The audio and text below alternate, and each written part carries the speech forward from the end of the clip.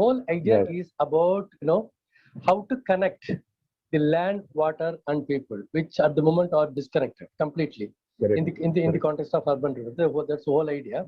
Now, the key issue here that I would like to raise is what are the implications of this kind of a disconnect that exists in particularly in the context of urban rivers.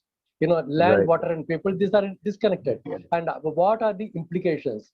Now, one issue obviously I look at is the problem of urban flood. Secondly, the issue of contamination, both surface and groundwater, is also going to become a serious issue in the days to come. And in fact, Nirmala, in her analysis, tried to give us some idea about the land use and land cover change. But I don't know how she can say it is a change, because she has to relate it with the previous data, at least 20 years before, or at least 10 years before. So you can talk about change only when you compare it with the previous data. So I don't know whether she has got the previous data. So that is very, very important. In fact, if our urban rivers in Chennai, I compared it with the data that I have had with in 1935, 1971 first topographic sheet, and then in 1991 USGS data, and then 2003 data, and then the latest data. So I had about 5-6 points of time data, and you can clearly see how Chennai got distorted.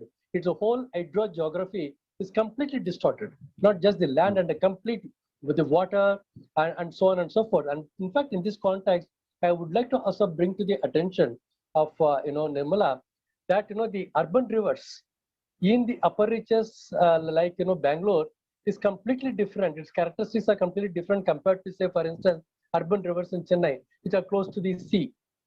Yes. So in the context of Bangalore, the river pollution gets washed away. Of course, some bit of it goes underground, but then most of it gets drained to the downstream.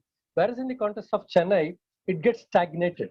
It becomes almost a sewage carrier, and the entire region, Chennai, for instance, is completely polluted. I can't tell you how bad it is, not just with the heavy metals, but then all kinds of contaminations. So how to redeem it? So I have a serious problems when people say restoration. Restoration is a very big word. So Nirmala, you know how big a word it is. Do you really restore? If you want to really restore a river, you really have to restore what existed 100 years ago. But you don't. You are really trying to do some kind of a cosmetic interventions, like cementing on both sides, like what they did in the case of not Amravati, I mean the Sabarmati River in Ahmedabad. So these kinds of cosmetic interventions are made, and they call it a restoration. I have very, very serious problems with that kind of intervention.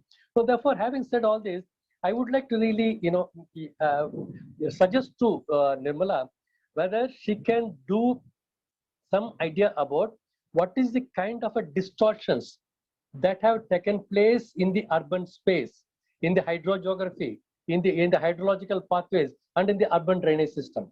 That is very important, because that is when you really study what has really gone wrong with the urban space.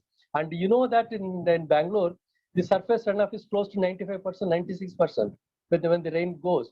And with this kind of a surface runoff, you keep cementing every bit of land, and there is no lung space, and there is no way the water gets percolated. And you keep doing that.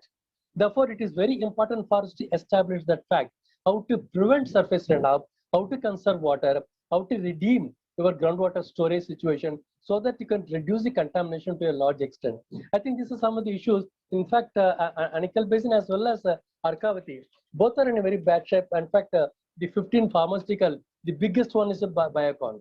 In fact, Kiran Majumdar knows that she is doing this big damage, but still she is doing it. So, I mean, this is something I wanted to bring to your attention.